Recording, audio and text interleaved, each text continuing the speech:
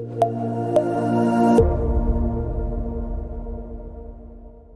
the next training video in the Build a Website series, we're going to learn all about banners and the parallax effect. In this video, we're going to learn all about banners. We're going to review banner number 1. We're going to learn why banners are important. And we're going to add and customize banner number 1 to our Fruit Shop website. Then we're going to add text boxes and customize them. And then we're going to add a button or get a free quote button and customize it. So let's get busy. Now, before we get into the Pixel Perfect Builder and start building our banners, I wanted to spend a moment and just speak a little bit about why it's important to build your pages with banners. Banners are really important for so many reasons, but the biggest reason is banners, if you put everything on a banner, it really helps with customizing on your mobile devices. Another really big reason, you're just going to love this, is using Builderall's pre-made banners is a really fast and easy way to build pages. You can literally build pages in minutes. So let's get back into the Pixel Perfect Builder and we'll take a look at some of those banners. Let's begin to build our first banner, banner number 1. We're going to come over here, we're going to click on the plus and find the banner element, click on that, and we're going to choose the classic banner, this top banner here. I'm going to go ahead and click out of that for a moment, and it puts a blue classic banner right on our page, and as you can see, this is what I call a free roaming banner at the moment. You can move it anywhere on the page, all the way up to the top, all the way down, and position it wherever you want. I'm going to shorten this banner a moment, pull up on that little handle and bring that banner down, because I want to demonstrate some of the things you're going to need to know about banners. One of these is this arrow right over here to the right on the top of our banner. You'll see that on other elements too, like lines and boxes, and it really is important to know how this functions. To demonstrate that, I'm going to pull this banner up just a little bit, and I'm going to come up here to our show hidden elements, and I'm going to put our box back on the page. So I'm going to close that window again. So now I have a box right here. I'd like to demonstrate one of the uses of that arrow. So I'm going to come up here and I'm going to activate the banner. You can see that there's a highlighted area right around that banner. And I'm going to activate this arrow and drag the banner up. And you can see the boxes coming with it. And if I drag it up, that's as far as I can go. I can go no further than the border of the element above it. We can use it to navigate down, and it will push that box down. When you use this to pull an element up and down, it will drag whatever is below it. Next, we're going to take a look at the fixed function on the scroll part of the banner settings. So we're going to come back here and we're going to right click, go on the banner card, go to appearance, come back over here to images and click the gear to get into those settings. And I want you to notice what happens to the image when I click on the fixed. So we click on the fixed, the image automatically gets larger. And I want you to notice that as we scroll up and down the page here, the larger picture is fixed and the page scroll. Here we have the original size, so if we scroll on the page, it doesn't go edge to edge, but the banner itself stays fixed. Now let's right click again. Here's full screen. And then we also have the auto adjust, which adjusts it.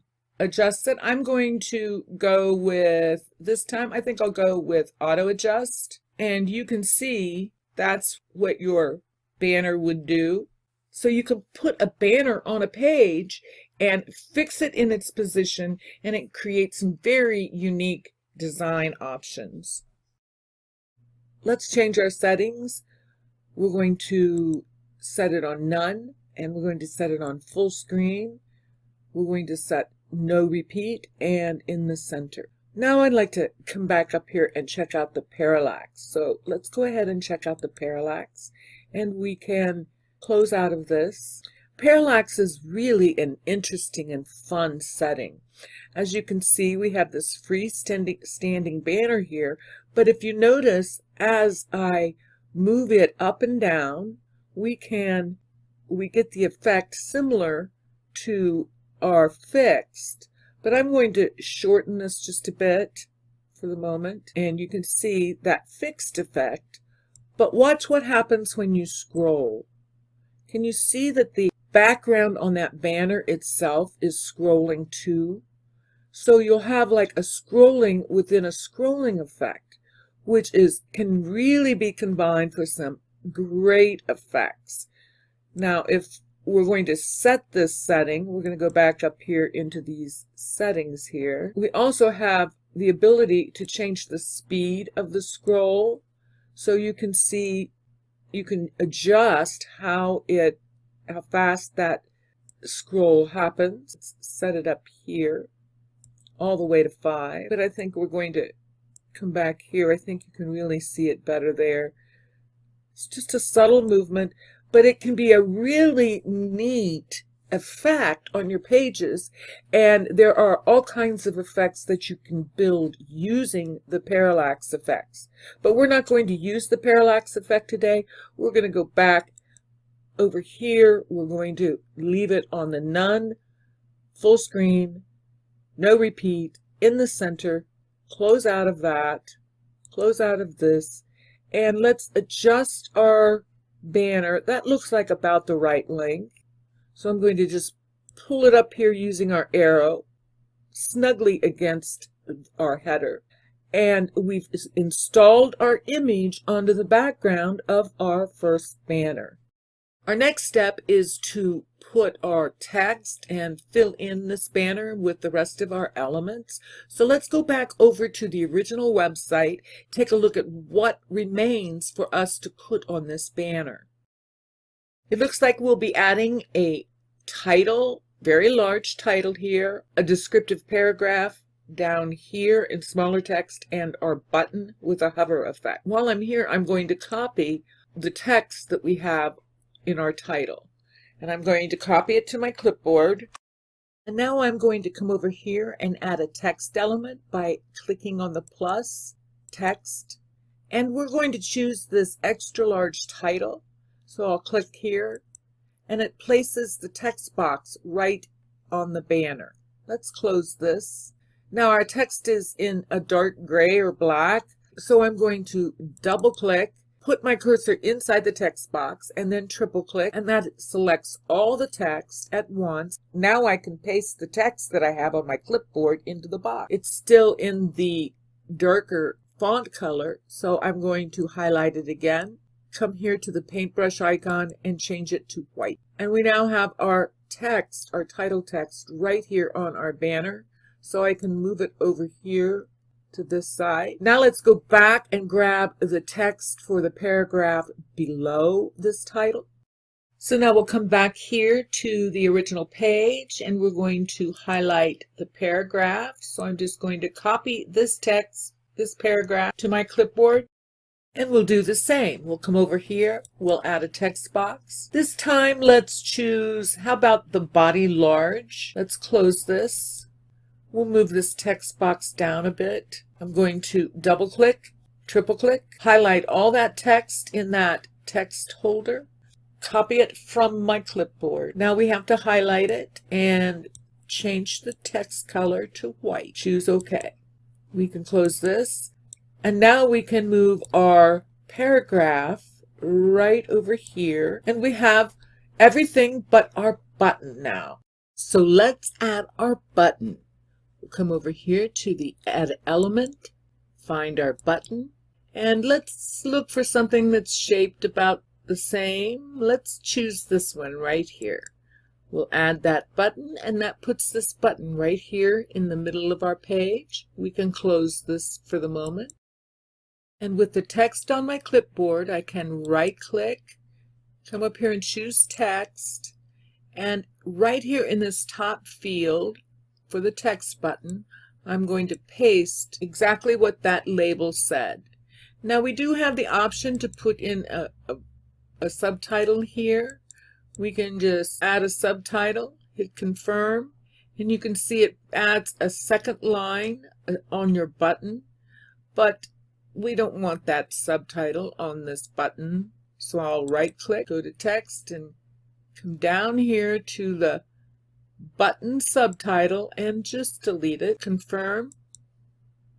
And now our button says what we intended it to say, get a free quote. We still have some modification to do on this button. So let's right click, come up here to appearance, and item. This pulls up our customize item style card. And you can see here at the top we can choose all kinds of options for different shaped. If you click return, this brings up button styles, and you can kind of peruse through those. This is the button that we have on our banner now. We know that because of this check mark. So I'm going to come over here and I'm going to check mark it. I want you to notice you can duplicate this button here, your button here. So let's do that. Let's name this. Let's click on the pencil. Out pops a card, and let's just name this Fruit Shop button. Click confirm. So now we know that anytime we're working on this button, it's for the Fruit Shop website. So I'll come here to the gear. I'm going to edit this style. And here we have where we can modify and customize the font. So I'm going to open that up. You'll see a basic text editor here where you can work with the justification. You can bold it, and you can also italicize it here. You can choose the font and the size. I think I will leave it in the center position, center justified.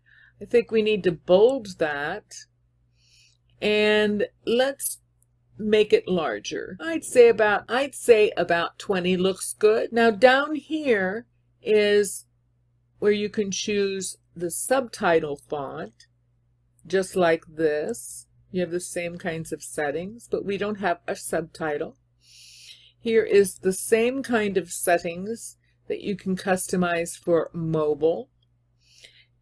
Here's the subtitle on mobile. Right here's where you can upload an image. We won't do that right now, but it's a really very interesting effect if you have the right image in here.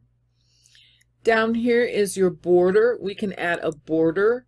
Right now it's hidden, but if you pull this down, you can see we can add a dotted border and change the border color to something really that'll pop out at us. How about bright green? And you can also set the hover color and the border size, but we don't need a border on our button, so we'll choose hidden. We also can choose to have a shadow on our border. Here we have the color of the background, and that's what we're looking for right now. We'll come here, and this is the background color, so I'm going to choose that. We're looking for a green. Let's choose this green. Down here we have the background color for the hover, and let's choose a lighter shade of green. Yes, that will work. We can choose OK. We're going to take a look at color, and that is the color of our texts. So we're using white text on both the hover and the background, so that's set fine. We can close that. And the last setting here is an internal spacing, which adjusts how the label falls, whether you want it on one side or the other high or low on the button.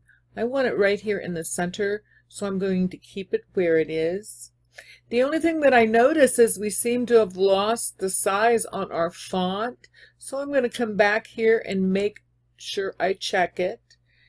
It looks like it needs to be a little larger. Put it at 24 and let's bold that. So we can close this card. We've done a lot, so let's save it. Save again. And now let's move our button up on our banner. And I think we can resize it a little bit, make it a little bigger. We might be able to make that text a little bit larger. I think so. So I'm going to come back here and go to Appearance. Come here to the font. And I'm going to make it all the way up to 28. Yes. See how I like that? Try to make this as close to the original as I can remember. That looks pretty good to me though. So I'm going to save this again. Now let's take a look at this in preview mode. Spectacular! In this video, we learned all about banners and reviewed how we wanted our banner number 1 to look. We learned why banners are important and can help you stay organized and optimized on your pages. We learned how to add and customize the banner for number 1. We added the image. We added some text and some text boxes, and then finished up by adding a customized button with a hover function. I hope you're having a really good time and learning a lot, and I'll see you in the next video.